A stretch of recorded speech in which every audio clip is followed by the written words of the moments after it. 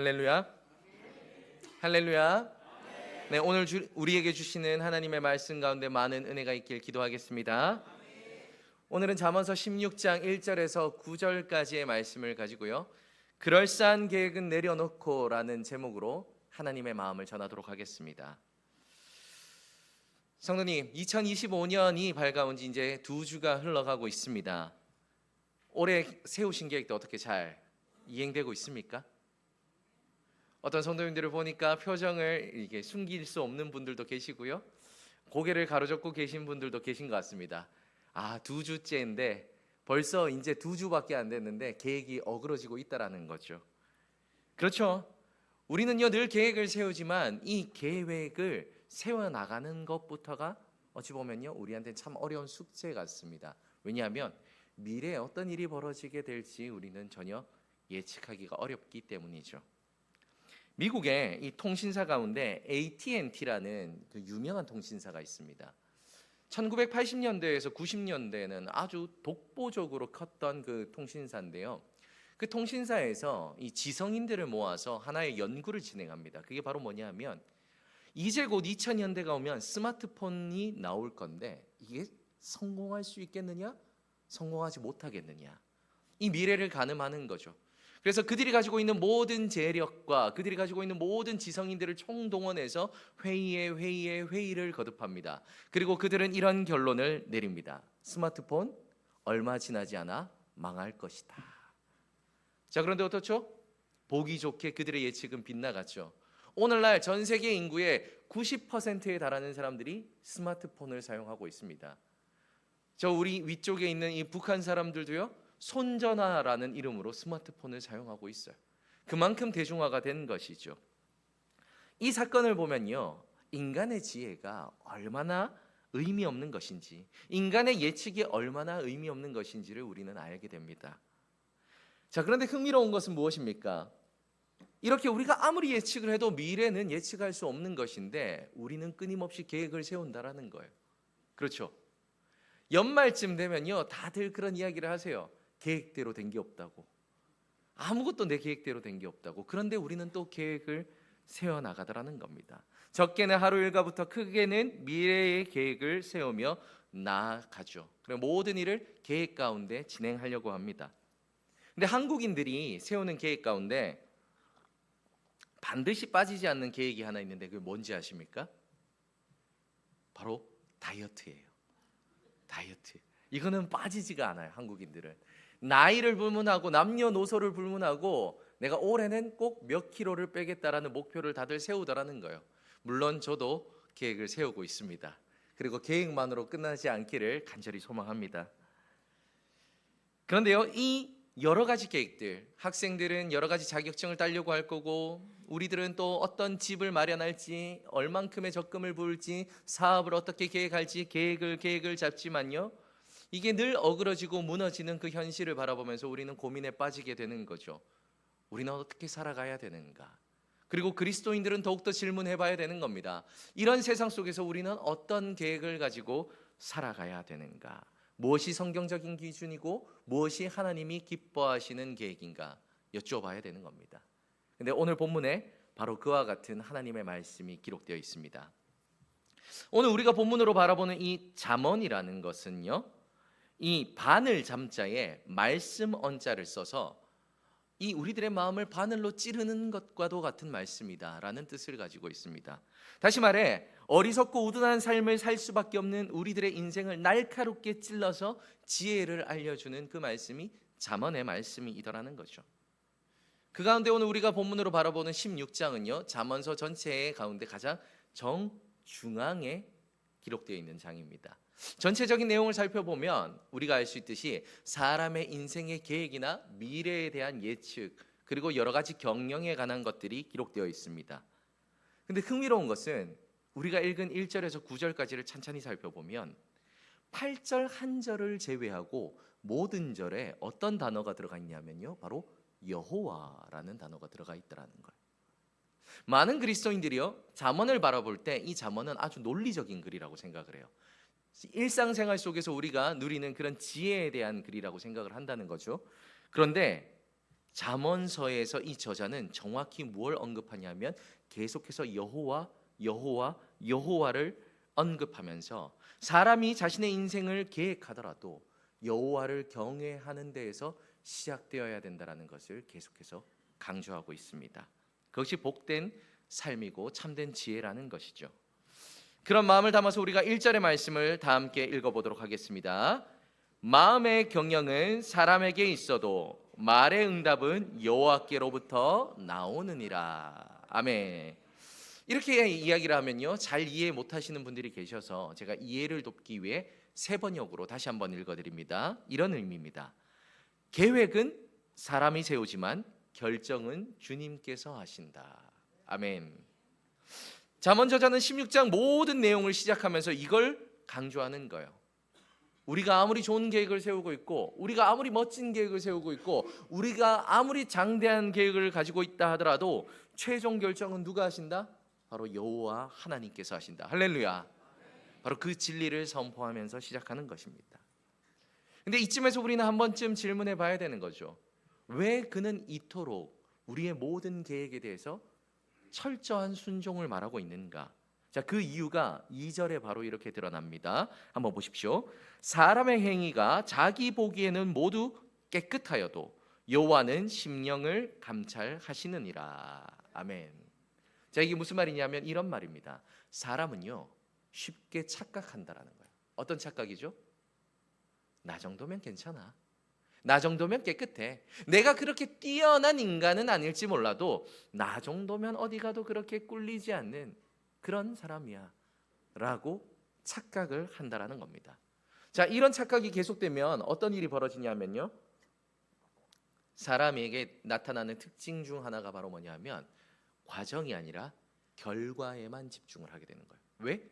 나는 나름 괜찮은 사람이니까 결과만 내면 된다 생각하게 되는 거죠. 과정보다 결과를 중요시 여긴다. 여기에 가장 대표적인 예가요, 교회 안에서는 수능 같은 시험을 볼 수 있는 그런 예라고 볼 수 있습니다. 이게 무슨 내용이냐면요, 한국 교회의 많은 사역자들, 특히 교육부 사역자들이 하나같이 고민하는 게 바로 뭐냐면 고3 아이들을 놓고 고민을 한다는 거예요. 고3 아이들. 우리가 교단이 다르고요, 교회가 정말 많이 다르고 가르치는 것이 다르고, 물론 진리의 말씀 안에서는 하나지만요, 다 다른 지역에 살고 있는데 모두 동일하게 고백하는 건 아이들이 고3만 되면 싹 바뀐다는 거예요. 아이가 직접 찾아오거나 아니면 때로는 요즘은 부모님이 찾아오는 경우가 더 많다라고 해요. 그런데 누가 찾아오든지 간에 내용은 똑같답니다. 이런 이야기를 한다는 거예요. 목사님, 우리 아이 고3입니다. 딱 1년간만 공부에 집중하도록 하겠습니다. 그 1년 동안만 모든 건 내려놓고 공부에 집중한 다음 그 다음에 신앙생활 열심히 하겠습니다. 이 약속을 한다라는 거예요. 지킬 수 없는 공수표를 이제 던지고 가는 거죠. 자, 그런데 어떻게 하겠습니까? 강제로 끌어안칠 수도 없고, 부모님이 그렇게 하시겠다는데, 부모님이 붙잡아 줘야 되는데 부모님이 앞장서서 그렇게 하시겠다는데 막을 수가 없는 거죠. 그리고 나서요, 교회에서 아주 놀라운 현상들이 벌어지게 됩니다. 1년 동안 그 아이의 모습은 교회에서 찾아볼 수가 없는 거예요. 예배도 드리지 않고, 수련회도 오지 않고, 기도도 참여하지 않고, 아무것도 하지 않습니다. 그런데 간혹 그 가운데 감사하게도, 그래도 이건 감사한 제목이죠, 그 아이가 좋은 대학에 합격을 하는 거예요. 서울대학이나 연세대학이나 고려대학이나 이런 데 합격을 하는 겁니다. 그러면 어떻게 되는 줄 아십니까? 많은 성도들이 축하해 주는 거예요. 와, 너 대단하다. 너 정말 멋지다. 너 정말 지혜로운 아이구나. 너 정말 성공한 인생이구나. 그렇게 칭찬을 하더라는 거예요. 무엇을 보고요? 그 아이의 결과, 대학 합격이라는 그 결과 하나를 보고 말이죠. 개인적으로는 분명 성취감을 느낄 만한 아주 좋은 일입니다. 오해하지 않기를 바라는 건요, 좋은 대학을 가지 말라는 소리가 절대 아닙니다. 가면 좋죠. 근데 그 과정도 하나님이 보고 계시다는 것을 우리는 기억해야 된다는 거예요. 결과만이 아니라 그 과정이 하나님 앞에서 거룩했는가, 순결했는가, 하나님이 보시기에 기쁜 삶이 되었는가, 우리는 그것도 보아야 한다는 겁니다. 왜냐하면 하나님은 우리의 마음을 감찰하시는 분이시기 때문입니다.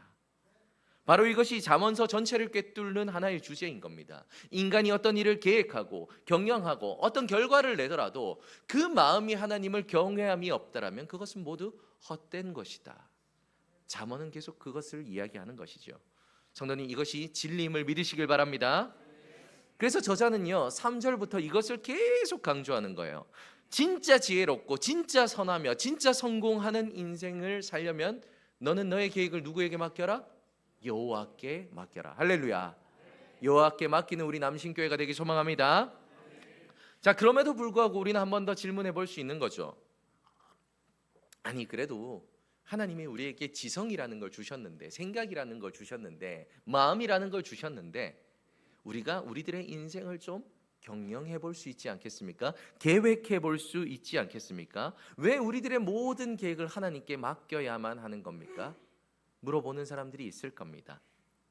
그런데 이 질문에 대한 대답은 너무나 명백합니다. 잠언이 증언하고 또 성경이 계속해서 말하는 건 우리는요, 우리의 지혜는요, 세상 가운데 무엇이 선하고 무엇이 악한지를 분별할 능력이 없더라는 거예요. 제가 앞서 말씀드린 것처럼 우리는 한 치 앞도 모르는 인생이라는 거예요. 어떤 일이 벌어질지 모르는 인생이라는 겁니다. 그렇기 때문에 우리는 우리의 인생을 계획할 수 있는 능력이 없다라는 걸 인정해야 된다는 거죠. 그런데 어떻습니까? 많은 사람들이 그 능력이 우리한테 있다라고 착각을 하죠.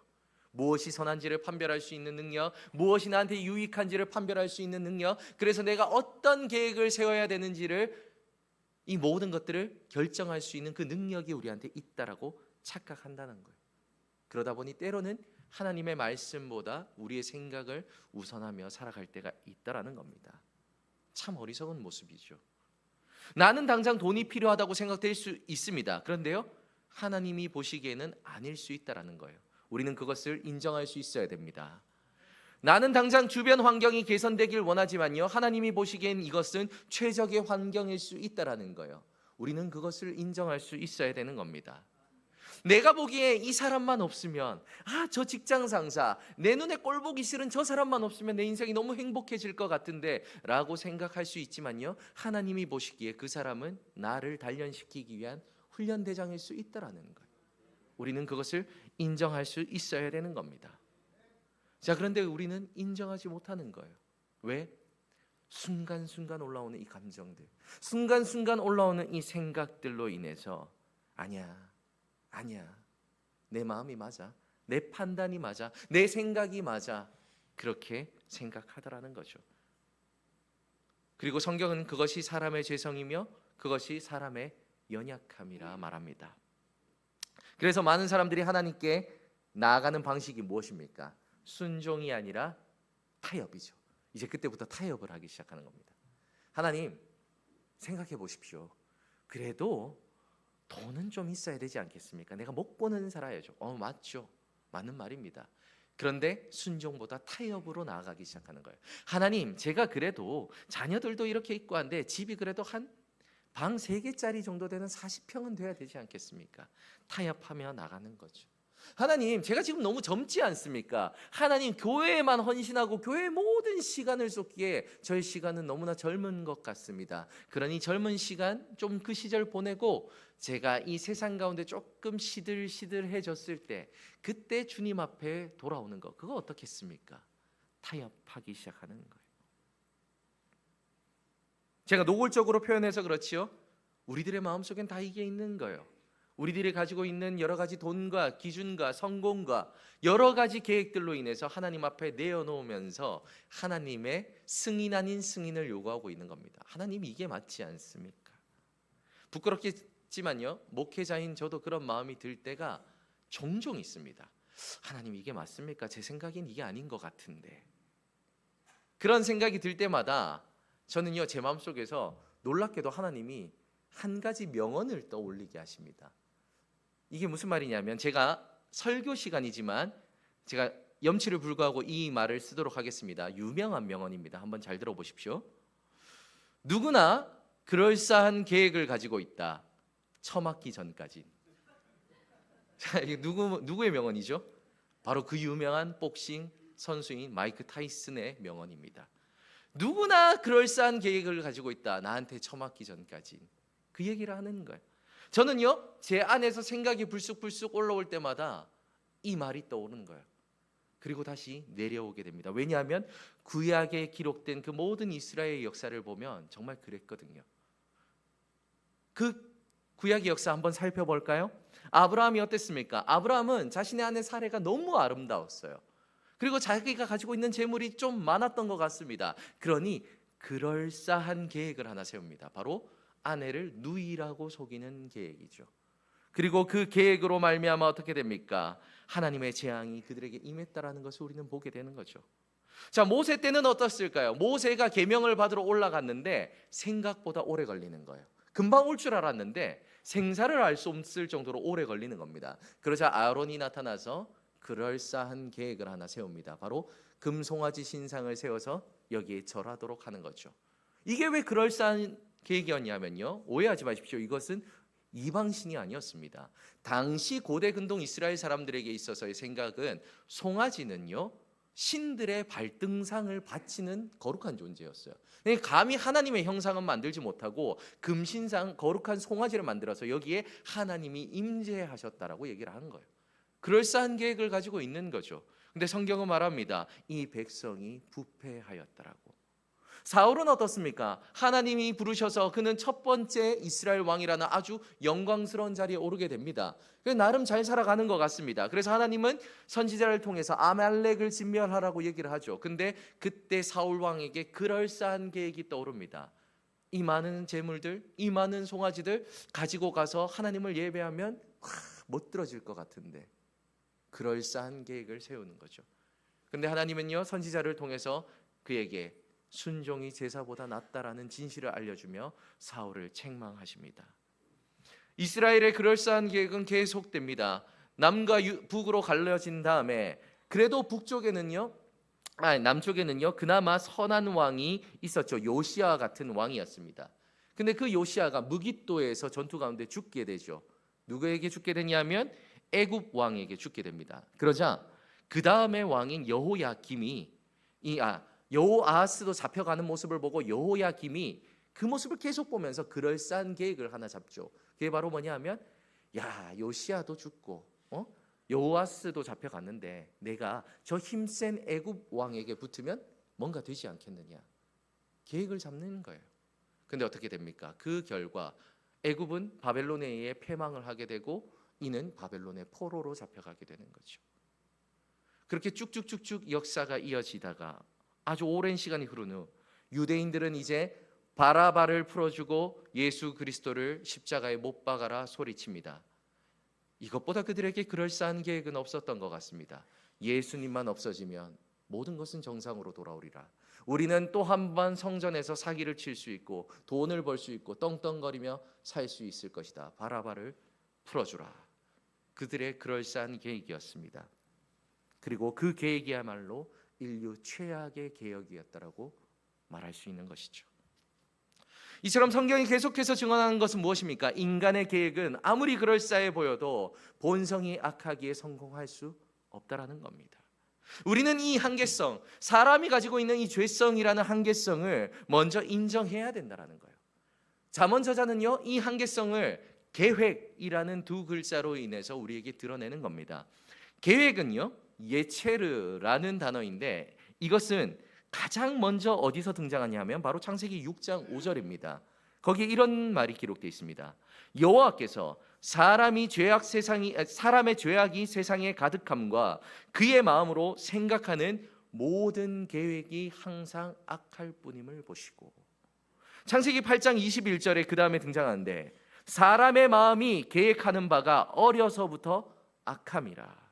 그리고 출애굽기부터 사무엘상까지 계획이라는 단어가 언급되지 않다가요, 열왕기상 12장에 또 한 번 등장하는데요, 이렇게 기록되어 있습니다.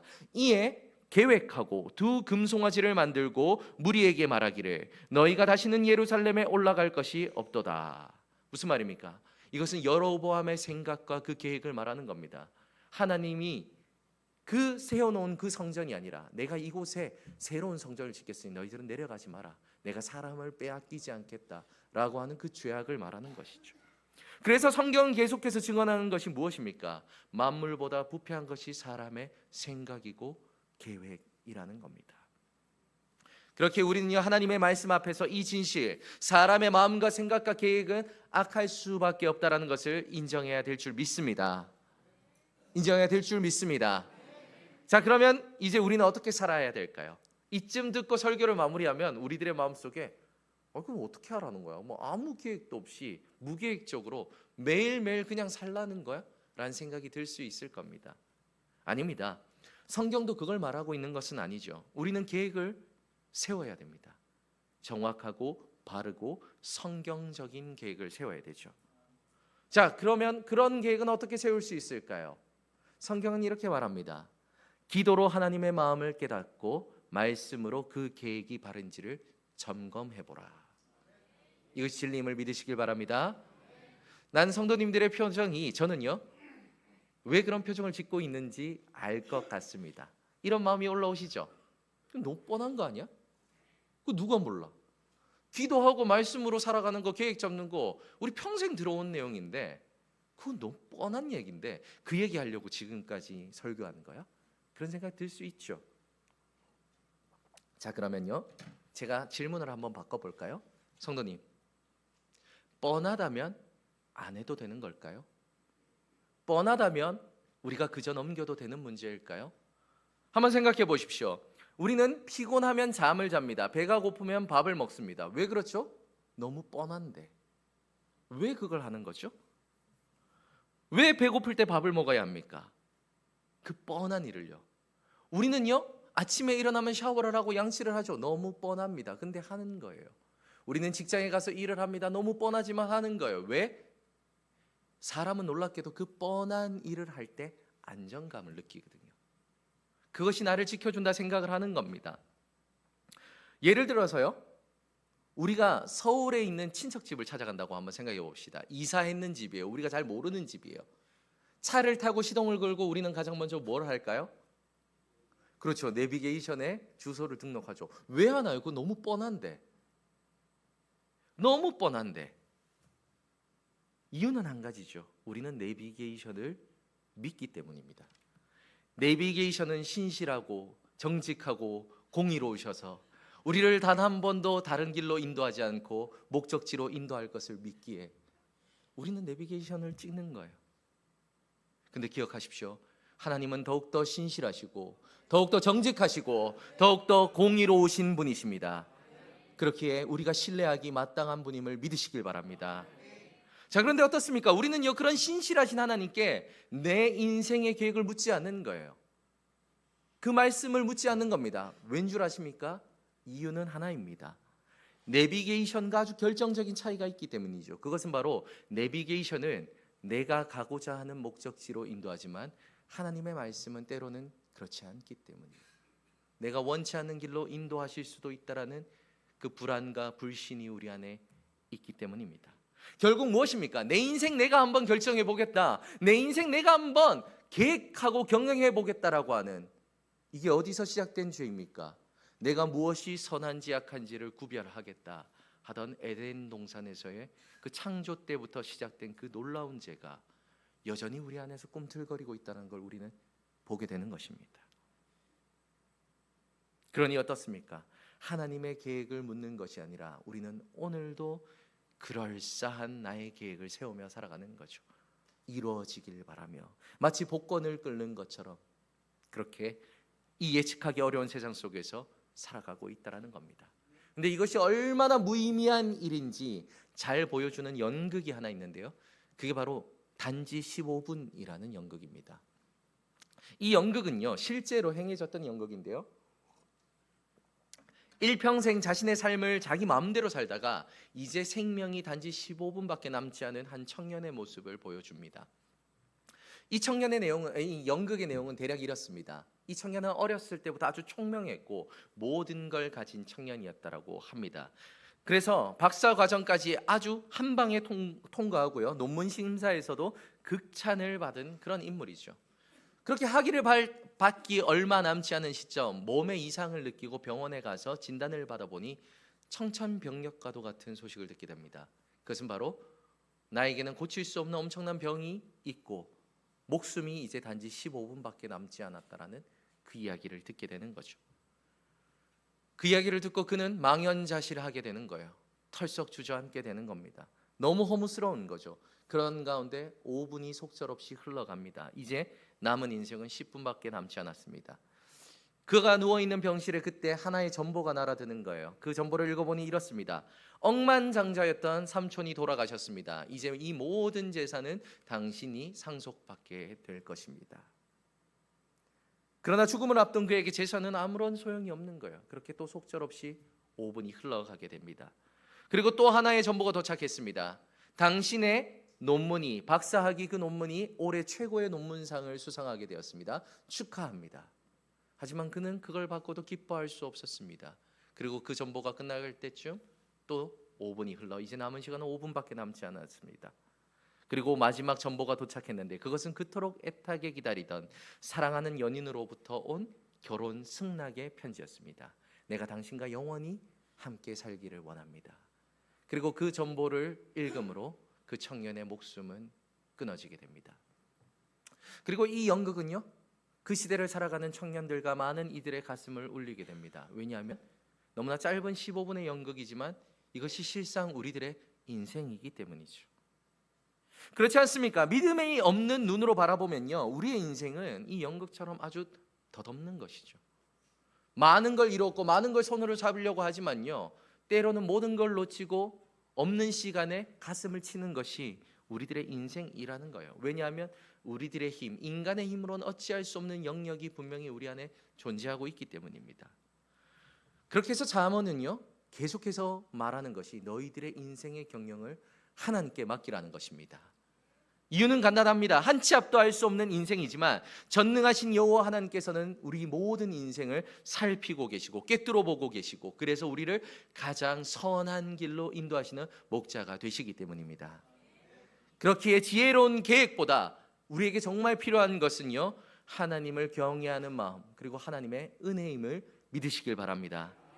이러한 마음을 담아 저자가 이렇게 고백을 합니다. 우리가 9절의 말씀을 함께 봤습니다. 사람이 마음으로 자기의 길을 계획할지라도 그의 걸음을 인도하시는 이는 여호와시니라. 아멘. 기억하십시오. 인간의 계획은요, 아무리 철저하게 세운다 하더라도 무너질 바벨탑과 같은 거예요. 그건 결코 견고하지 않다라는 겁니다. 그렇게 우리는요, 하나님의 은혜에 기대어서 살아가야 되는 거예요. 왜 그렇습니까? 하나님은 우리를 위하여서 예수 그리스도를 죽기까지 내어주시는 그 사랑으로 우리를 살피시는 분이기 때문입니다. 그렇게 그분의 인도를 따라가면 우리는 언제나 푸른 초장과 맑은 시냇물가로 인도되기 때문입니다. 이것이 진리임을 믿으시길 바랍니다. 그렇기 때문에 하나님이 보호하신다면요, 우리는 이 세상 가운데 걱정할 이유도 없고 두려워할 이유도 없고 슬퍼할 이유도 없다라는 거예요.